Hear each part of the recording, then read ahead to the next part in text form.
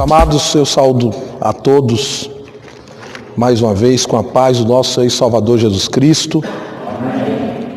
Queridos, quero convidar os irmãos para o texto que ora lemos, primeira epístola do apóstolo Paulo aos Coríntios, no seu capítulo de número 14,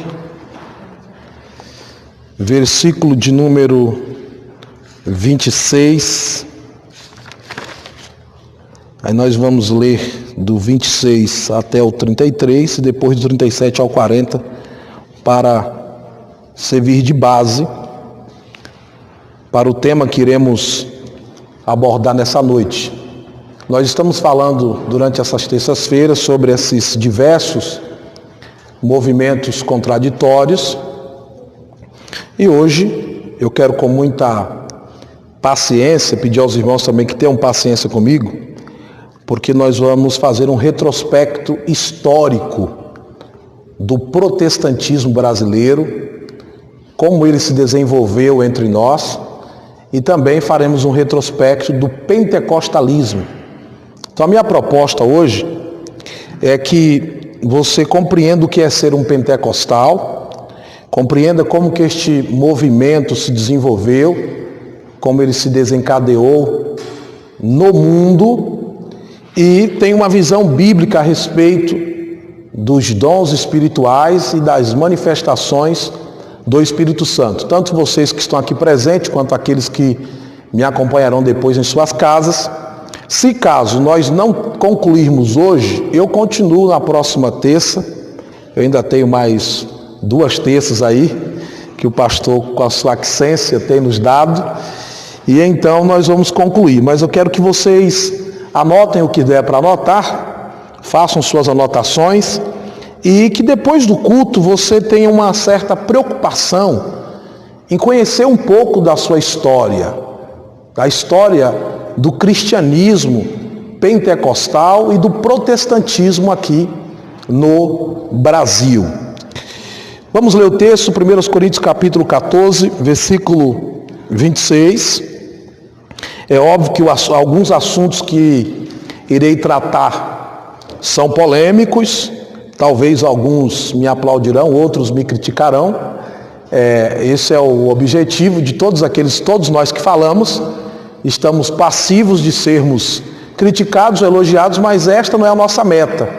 Nossa meta é sermos fiéis às Escrituras e de fato falarmos o que está de acordo às Escrituras.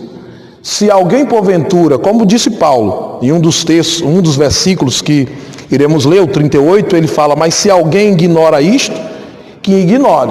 Então, da mesma forma, quando nós vamos ensinar uma verdade bíblica, se alguém ignorar, aí é um problema pessoal da pessoa de ignorar aquele conceito que é bíblico, que está nas Escrituras. Leamos o texto. Que fareis, pois, irmãos? Quando vos ajuntais, cada um de vós tem salmo, tem doutrina, tem revelação, tem língua, tem interpretação, faça-se tudo para edificação. E se alguém falar em língua desconhecida, faça-se isso por 2 ou quando muito 3, cada um por sua vez, e que haja intérprete. É interessante que aqui até aparece o termo grego hermeneu, de onde vem a nossa palavra hermenêutica. Mas se não houver intérprete, esteja calado na igreja e fale consigo mesmo e com Deus. E falem 2 ou 3 profetas, e os outros julguem. Mas se a outro que estiver assentado for revelado alguma coisa, cale-se o primeiro. Porque todos podereis profetizar, uns depois dos outros, para que todos aprendam e todos sejam consolados. E os espíritos dos profetas estão sujeitos aos profetas, porque Deus não é Deus de confusão, senão de paz, como em todas as igrejas dos santos. Se alguém cuida ser profeta, 37, se alguém cuida ser profeta ou espiritual, reconheça que as coisas que vos escrevo são mandamentos do Senhor. Mas se alguém ignora isto, que ignore. Portanto, irmãos, procurai com zelo profetizar, e não proibais falar línguas. 40, todos nós juntos? Mas faça-se tudo decentemente e com ordem. Então eu quero começar dando para os irmãos aqui a temática dessa noite, que são as 7 verdades que todo pentecostal deveria saber. Mas antes vamos ao retrospecto histórico. Antes de nós entrarmos a fundo no tema proposto, eu quero traçar um breve resumo do protestantismo brasileiro e de como ele se desenvolveu e afluiu no nosso país. A primeira pergunta que nós temos que fazer é a origem desse termo protestante. Você já se perguntou o que significa ser um protestante? O que é ser protestante? Na Alemanha, ali por volta do ano 1500, século XVI, século XV, XVI, durante o Sacro Império Romano-Germânico, o rei Carlos V tentou combater o luteranismo, que foi os seguidores de Lutero pós-reforma, a reforma de 31 de outubro de 1517, desencadeou vários protestos daqueles que queriam romper com a igreja romana, e então houve uma dieta chamada dieta de Spira, ou dieta de Speer, como chamam os alemãos, e essa dieta, na verdade, era um protesto feita por aquele povo contra o rei Carlos V, porque eles queriam voltar a fazer os cultos e queriam liberdade para que a igreja protestante pudesse atuar na Alemanha, tendo em vista que o rei Carlos queria impedir que os protestantes se reunissem. A partir daí, então, surgiu o termo protestante, que literalmente é aquele que protesta. Posteriormente, todo movimento que aderiu ou que abraçou a reforma passou a ser chamado de protestante. A reforma feita pelo monge agostiniano Martinho Lutero, que nós já estudamos aqui em outras ocasiões, em escolas bíblicas, e que todos vocês já conhecem, e não é a minha intenção aqui fazer um traçado mais aprofundado hoje sobre a reforma. O protestantismo no Brasil. O protestantismo entrou no Brasil progressivamente, foi por partes. E como o movimento da reforma foi multifacetado, a entrada do protestantismo no Brasil também foi multifacetada. O protestantismo teve algumas atuações aqui, desde a Constituição de 1824 até a Constituição de 1891, e ele teve grande crescimento pelo enfraquecimento da unidade católica, e ele trouxe consigo seus hábitos, sua cultura e sua forma de agir. Não podemos desconsiderar, outro sim, que houve tentativas já realizadas por igrejas calvinistas holandesas no século XVI, e aliás, o primeiro culto protestante foi realizado no Brasil em 1557 por esses holandeses. Mas na época eles foram enganados pelo então vice-almirante, que era chamado Durand de Villegnon, que acabou matando os pastores que ele mesmo havia ajudado a trazer da França Antártica para estarem evangelizando o Brasil. Tendo em vista esses acontecimentos, esse primeiro movimento de protestantismo no Brasil, que aí perdura entre 1630 a 1645, não teve muito avanço, não teve muito sucesso. Quando é que o protestantismo de fato vai se instalar em nosso país? O protestantismo se instala no Brasil e passa a ter uma desenvoltura maior com a chegada do médico escocês Robert Reid Calley. E eu quero traçar um pouco do perfil biográfico deste médico. Como nós vimos, apesar de todos os esforços já de alguma ordem evangélica protestante de tentar se estabelecer aqui no Brasil, não tiveram muito sucesso. Mas a partir da chegada desse médico escocês e missionário Robert Reid Calley, é que o Brasil de fato conheceu o protestantismo. Robert Reid Calley nasceu em 8 de setembro de 1809 em uma cidade chamada Monte Flórida, na Escócia, e ele frequentava a igreja presbiteriana junto com a sua família, onde ele fora batizado. Aos 10 meses de idade, Robert Reid Calley ficou órfão de pai e depois, aos 6 anos de idade, ele ficou órfão de mãe. Após perder a mãe, ele passou a ser criado pelo padrasto e a mulher deste, e eles sempre incentivaram Calley para que ele fosse um líder eclesiástico, para que ele estudasse, fosse ao seminário e se tornasse um pastor. Mas apesar de todos esses esforços, Robert Reid Calley acabou se tornando um ateu, rejeitou todo o ensino cristão que havia recebido do seu padrasto e da sua madrasta e partiu para o ateísmo. Então, posteriormente, ele já estava formado médico pela Universidade de Glasgow, isso em 1835, ele ainda estava na condição de ateu, e ele foi convidado para prestar socorro a uma senhora cristã, pobre, que estava muito doente, muito adoentada e debilitada. Ao chegar na casa daquela senhora, Robert Reid Calley ficou impressionado como uma pessoa cristã, mesmo em todo o sofrimento, se mantinha fiel a Cristo, se mantinha fiel a Deus. E então Robert Reid Calley, olhando para aquilo, repensou toda a sua vida, fez uma autorreflexão da sua própria história e voltou a Cristo.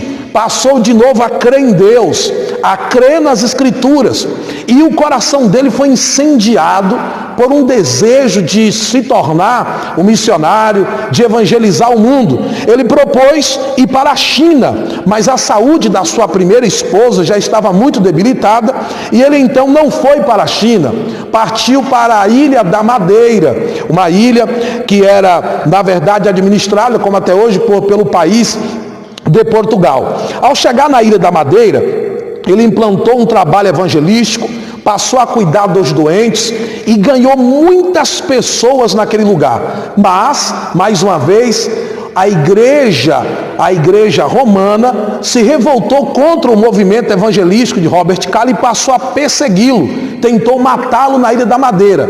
Para escapar de lá, ele disfarçou-se de uma senhora doente e saiu da ilha.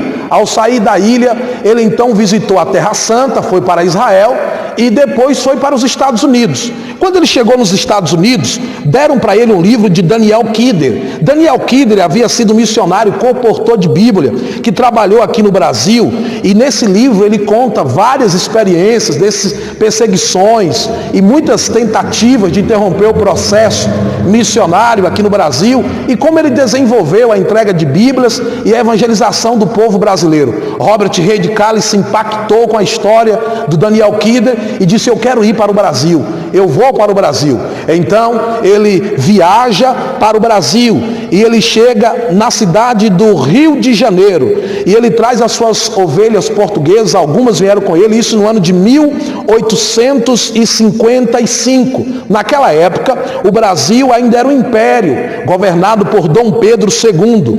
3 anos após a chegada de Robert Reid Calley aqui no Brasil, então eles fundaram a Igreja Evangélica Fluminense e batizou o primeiro crente aqui no Brasil, o primeiro crente brasileiro, chamado Pedro Nolasco de Andrade. Foi o primeiro crente da nossa pátria.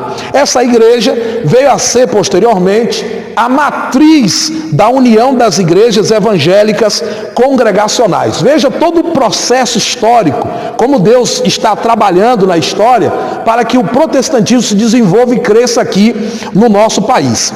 Quando o protestantismo ganha campo aqui no Brasil, então passam a surgir os diversos movimentos protestantes na nossa nação.